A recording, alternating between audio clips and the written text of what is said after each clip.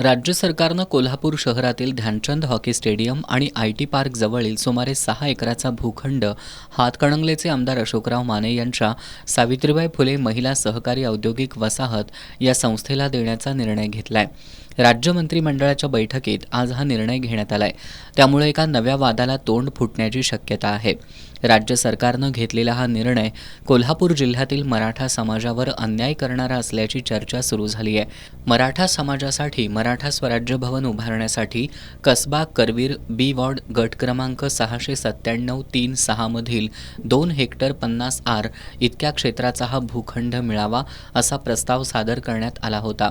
त्याचबरोबर अन्य काही संस्थांनी सुद्धा या गट क्रमांकामधील जागेची विविध कारणांसाठी मागणी केली होती, परंतु मराठा समाजासह अन्य संस्थांची ही मागणी डावलून राज्य सरकारनं आज आमदार अशोकराव माने यांच्या सावित्रीबाई फुले महिला सहकारी औद्योगिक वसाहत या संस्थेला हा संपूर्ण सुमारे 6 एकराचा भूखंड देण्याचा निर्णय घेतलाय। अखिल भारतीय मराठा महासंघाच्या पुढाकारातून 2015 मध्ये सर्व नाहरकत दाखल्यांसह जिल्हाधिकारी कार्यालयामार्फत राज्य सरकारकडे हा भूखंड मागणीचा प्रस्ताव दाखल करण्यात आला होता।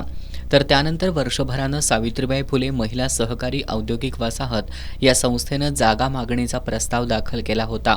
या गट क्रमांकामधील काही जागा पद्मश्री गो जाधव सांस्कृतिक भवन, कोल्हापूर चप्पल क्लस्टर, नियोजित मीडिया सहकारी हाऊसिंग सोसायटी, नियोजित कोल्हापूर पोलिसांची श्री महालक्ष्मी सहकारी गृहनिर्माण सोसायटी यांनी सुद्धा मागितली होती।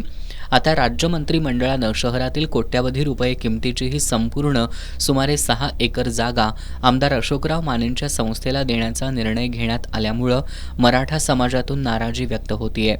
अखिल भारतीय मराठा महासंघाचे राष्ट्रीय उपाध्यक्ष वसंतराव मुळीक यांनी याबाबत समाजातील मान्यवर व्यक्तींसोबत चर्चा करून याबद्दलचा निर्णय घेणार असल्याचं सांगितलंय।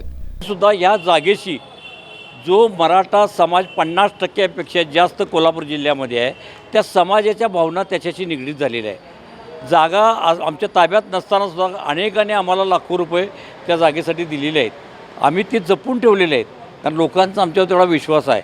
आम्हाला एवढंच यात आपल्या माध्यमातून आम्ही या संदर्भात पूर्ण माहिती कशा पद्धतीने जागा कुणाला काय दिली याची घेतो, आणि ही जी वस्तुस्थिती आहे ही मी एकटा निर्णय घेऊ शकत नाही।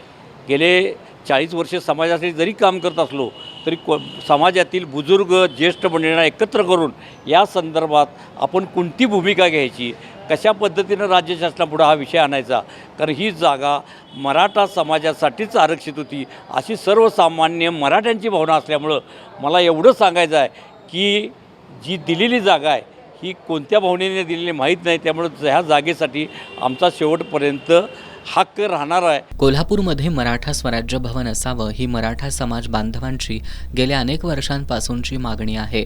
मराठा समाज बांधव एकीकडे स्वराज्य भवन उभारणीचे स्वप्न पूर्ण करण्यासाठी धडपडत असताना त्यासाठी आवश्यक असणारी जागाच आता मिळत नसल्यानं मराठा समाजात अस्वस्थता निर्माण झाली आहे। आज राज्य मंत्रिमंडळाच्या निर्णयात महिलांच्या सावित्रीबाई फुले महिला सहकारी औद्योगिक वसाहत या संस्थेला जागा देण्याला मंजुरी देण्यात आल्याचं नमूद करण्यात आले।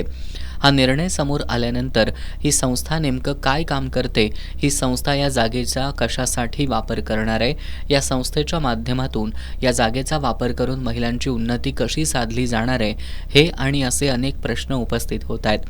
मराठा स्वराज्य भवनासह कोल्हापूर शहरातील अनेक सार्वजनिक हिताच्या प्रकल्पांसाठी आय.टी. पार्क परिसरातील ही जागा वापरता येऊ शकली असती।